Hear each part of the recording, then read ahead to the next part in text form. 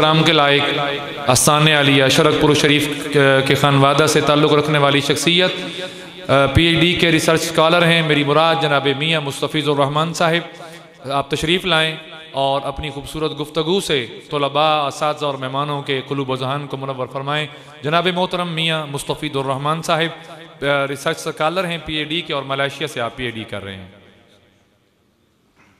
سید الانبیاء والمرسلین، اما بعد فاعوذ باللہ من الشیطان الرجیم، بسم اللہ الرحمن الرحیم۔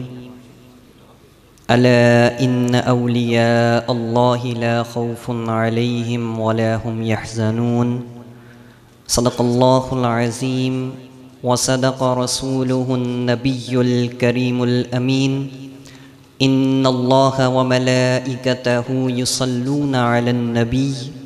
یا ایہا الذین آمنوا صلوا علیہ وسلموا تسلیما۔ الصلاة والسلام علیک یا سیدی یا رسول اللہ وعلی آلک واصحابک یا حبیب اللہ۔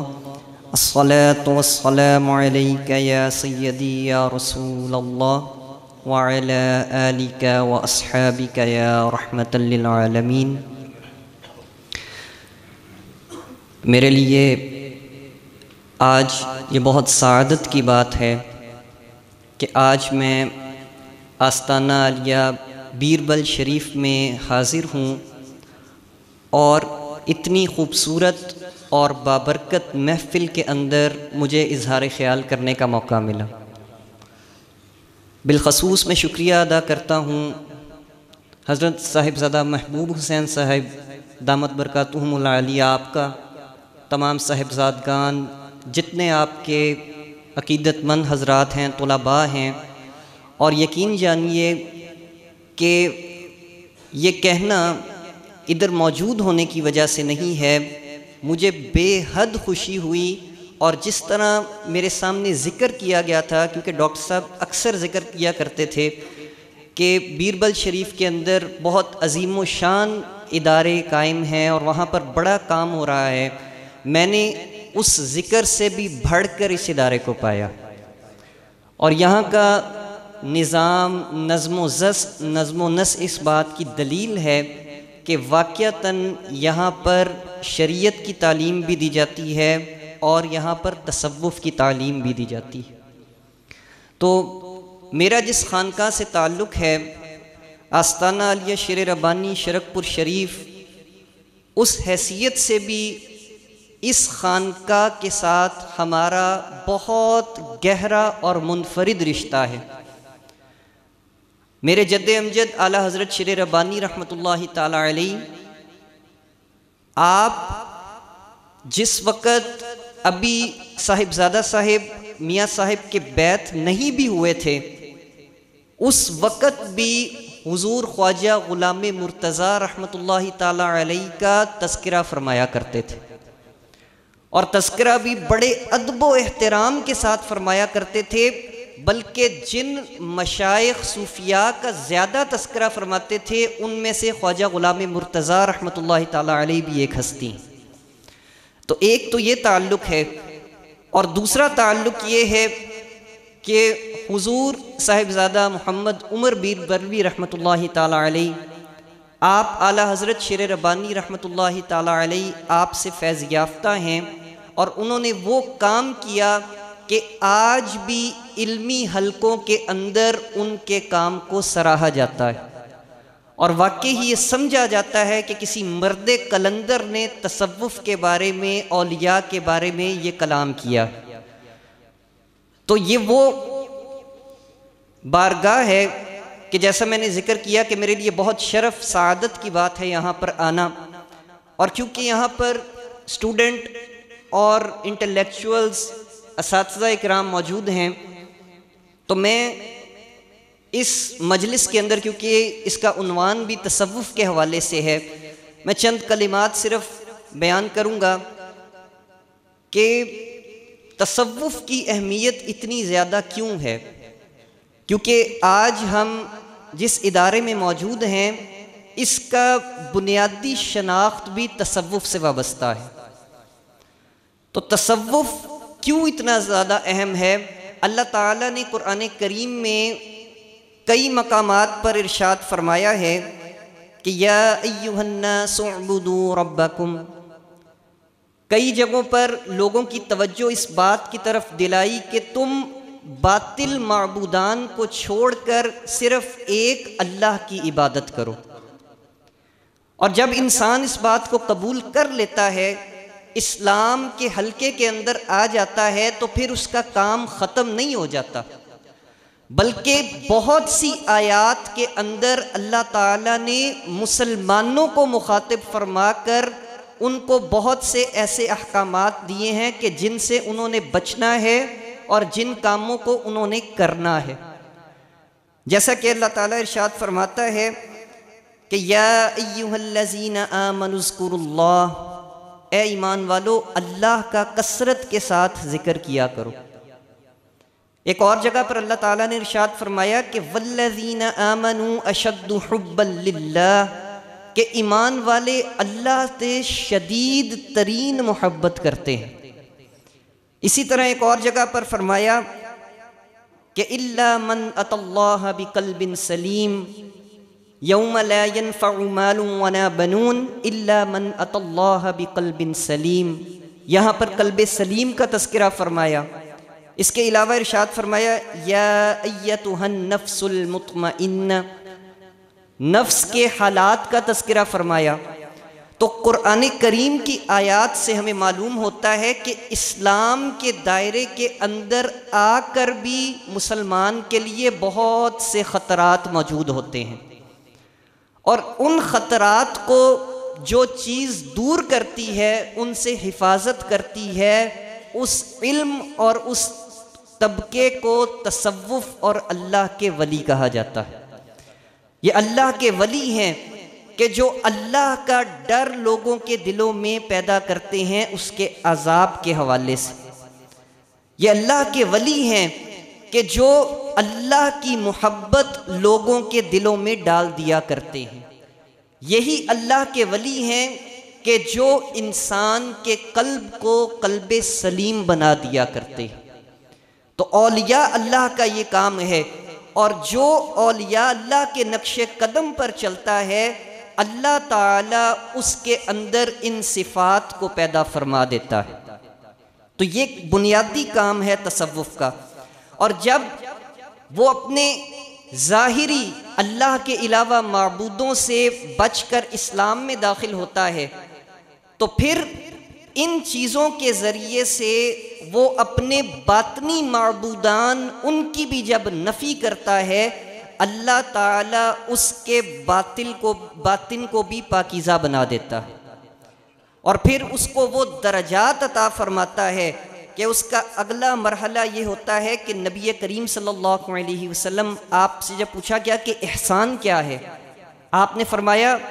کہ تم اس طرح عبادت کرو کہ جس طرح تم رب کو دیکھ رہے ہو، اور اگر یہ کیفیت نہیں پیدا کر سکتے تو یہ یقین ضرور رکھو کہ تمہارا رب تمہیں دیکھ رہا ہے. یہ احسان کی کیفیت یہ اولیاء اللہ بناتے ہیں. اور پھر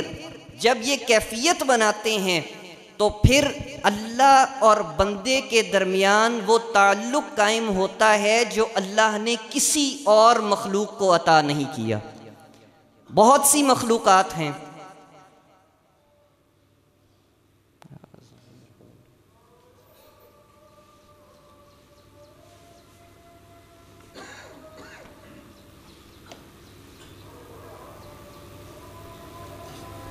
رہا تھا کہ تصوف وہ ذریعہ ہے کہ جس کے ذریعے سے اللہ اور بندے کے درمیان ایسا تعلق قائم ہوتا ہے کہ بندے کو اللہ کی اطاعت میں مزہ آنا شروع ہو جاتا ہے. آپ نے یہ دیکھا ہوگا کہ عبادات کے اندر انسان غفلت کرتا ہے، شیطان وسوسے ڈالتا رہتا ہے، بہت سے ایسے معاملات ہوتے ہیں، لیکن جب اللہ کے ولیوں کی صحبت میں آؤ گے تو تمہیں ہر چیز سے زیادہ مزہ اللہ کی اطاعت میں آنا شروع ہو جائے گا.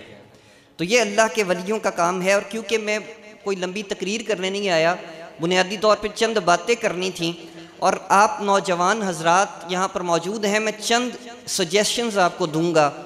کہ آپ ان کو اپنائیں اپنی زندگی کے اندر، اولیاء اللہ کی زندگی سے چند نکات لیتے ہوئے۔ سب سے پہلی بات یہ ہے کہ اللہ کے ولی جو ہوا کرتے ہیں وہ ہائیلی انٹلیکچول ہوا کرتے ہیں۔ ان کے پاس جس طبقے کا بھی بندہ آ جائے وہ ان سے متاثر ہوئے بغیر نہیں رہ سکتا۔ یہ نہیں ہے کہ اللہ کے ولی کا معنی یہ ہے کہ کوئی خاص حلیہ، یا میں اس کی تفصیل نہیں کرتا، اشارتاً صرف کہوں گا کہ اللہ کے اولیاء کا یہ کمال ہوتا ہے کہ حضور اعلیٰ حضرت شیر ربانی رحمۃ اللہ تعالیٰ علیہ کی مثال میں دیتا ہوں کہ اگر علامہ اقبال جیسا شخص بھی آیا ہے تو وہ بھی آپ کی ذات سے متاثر ہوا ہے، اگر کوئی عام شخص بھی آیا ہے تو وہ بھی آپ کی ذات سے اتنا ہی متاثر ہوا ہے۔ یہ اولیاء اللہ کی زندگی کا بہت بڑا سبق ہے جو ہمیں اپنی زندگیوں میں اپنانا چاہیے۔ اور دوسری بات یہ ہے کہ اللہ کا ولی وہ تمام لوگوں کے لیے رول ماڈل اور نمونہ ہوا کرتا ہے۔ اس کا کردار ایسا ہونا چاہیے، آپ کا کردار ایسا ہونا چاہیے کہ آپ کے کردار کو دیکھ کے لوگ کہیں کہ ہم نے بھی اس جیسا ہی بننا ہے۔ تو اولیاء کا بنیادی کردار اور مقام اتنا زیادہ اسی لیے ہے، اللہ نے اتنی تعریف اس لیے بیان کی ہے کہ وہ معاشرے کے اندر لوگوں کے لیے ایک رول ماڈل ہوا کرتے ہیں۔ اور میں اشارہ کر دیتا ہوں کہ آج کل بھی آپ کو جو ٹی وی پر نظر آتا ہے ان کو ماڈل اسی لیے کہا جاتا ہے اشارتاً، کہ بچوں کے ذہن میں یہ بیٹھے کہ نمونہ حیات ہمارے لیے یہ لوگ ہیں۔ اور جب آپ یہ دیکھیں گے کہ بچوں کے لاشعور میں یہ بات بیٹھ جاتی ہے، آپ ان سے پوچھ کر بھی دیکھ سکتے ہیں کہ آپ کیا بننا چاہتے ہیں، تو وہ انہی کرداروں میں سے کسی ایک کردار کا نام لیں گے۔ تو ہمارے رول ماڈل ہمارے اولیاء ہیں ہی نہیں، ہم نے ان کو کبھی رول ماڈل بنایا ہی نہیں ہے، ان کو رول ماڈل بنائیں اور سوسائٹی کے لیے آپ رول ماڈل بن جائیں۔ اور پھر اگلی بات یہ میں کرنا چاہتا ہوں کہ آستانوں کے زوال کا ایک بہت بڑی وجہ یہ بھی ہے کہ وہاں پر میرٹ کا فقدان ہے، ہر سطح پر میرٹ کا فقدان ہے، کہ تصوف کی بنیاد ہی اس بات پر ہے کہ جو قابل ہو، جو اس بات کا اہل ہو، اس کو منصب عطا کیا جائے۔ اگر وہ اس بات کا اہل ہی نہیں ہے، اس کو منصب دینا تصوف کے ساتھ، اسلام کے ساتھ سب سے بڑی زیادتی ہے۔ تو جب بھی آپ کسی کو چنیں اس کے اندر یہ بات ضرور دیکھیں کہ کیا وہ ان احکامات پر عمل کرتا ہے کہ جن احکامات کا حکم اللہ اور اس کے رسول نے دیا ہے۔ سیدنا ابو بکر صدیق جیسی ہستی جب آپ خلافت کے منصب پر فائز ہوئے تو آپ نے یہ اعلان فرمایا کہ اگر تم پر میری اطاعت اس وقت تک واجب ہے کہ جب تک میں اللہ اور اس کے رسول کا فرما بردار رہوں۔ تو ہمارے تو پیشوا جو ہیں، صحابہ جو ہیں، انہوں نے ہمیں یہ طریق بتایا ہے، تو ہم نے اس طریق کو بھی چھوڑ دیا ہے۔ اور تیسری بات یہ ہے کہ تصوف کی روح کو قائم رکھتے ہوئے اس کے اندر جدیدیت کو پیدا کیا جائے۔ ایک خاص شکل کی طرف ہمیں نہیں جانا چاہیے، ہمیں جدید ذرائع ابلاغ کو اپنانا چاہیے، جدید طریقوں کو اپنانا چاہیے، تاکہ زیادہ سے زیادہ لوگوں تک پیغام پہنچ سکے۔ اللہ کے اولیاء کا یہ طریق تھا کہ اس وقت کے جو ذرائع تھے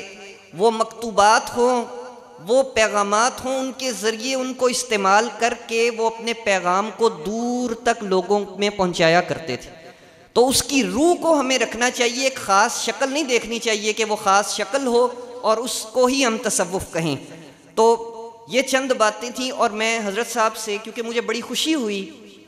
یہاں پر دیکھ کر کہ آخری بات میں کرنے لگا ہوں کہ بہت سے ایسے طلباء ہیں کہ جو ایم فل کر رہے ہیں عربک کے اندر، پرشین فارسی کے اندر، اور بھی آپ نے بتایا کہ بہت سارے۔ تو خاص طور پر میں آپ کو یعنی کہ سجیشن صرف دے سکتا ہوں، عرض کر سکتا ہوں کہ آپ اکنامکس کے اندر بھی لوگوں کو بھیجیں، کیونکہ اکنامکس ایسی فیلڈ ہے کہ جو آج کل کی دنیا کے اندر سب سے زیادہ اہمیت کی حامل ہے۔